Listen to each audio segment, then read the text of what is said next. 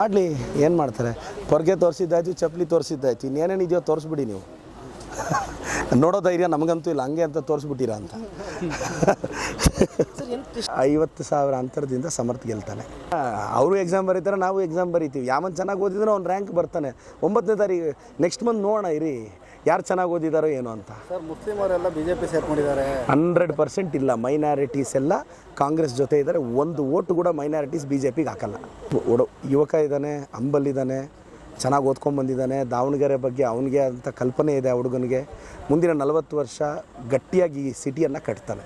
Google CEO ಚಿಕ್ಕವನಾಗ್ಬೋದು, Facebook CEO ಚಿಕ್ಕವನಾಗ್ಬೋದು, ದೊಡ್ಡ ದೊಡ್ಡ ಕಂಪ್ನಿಗಳನ್ನ ಚಿಕ್ಕವ್ರು ನಡೆಸ್ಬೋದು, ಹೆಲಿಕಾಪ್ಟರ್ನ ಏರೋಪ್ಲೇನ್ನು ಚಿಕ್ಕವ್ರು ನಡೆಸ್ಬೋದು. ಒಂದು ಅಸೆಂಬ್ಲಿನ ಚಿಕ್ಕ ಹುಡುಗ ನಡೆಸ್ಬಾರ್ದಾ ಏನು? ಸರ್, ಮುಸ್ಲಿಂ ಪರ ಬ್ಯಾಟ್ ಬೀಸ್ತಿದ್ದಾರೆ BJP ಅವರು ಅಂತ. ಅವ್ರಿಗೆ ಯಾಕೆ ಸಡನ್ನಾಗಿ ಮುಸ್ಲಿಮ್ಸ್ ಮೇಲೆ ಈ ಪಾರ್ಟಿ ಪ್ರೀತಿ ಬಂತು ಅಂತ ನನಗೆ ಅರ್ಥ ಆಗ್ತಿಲ್ಲ.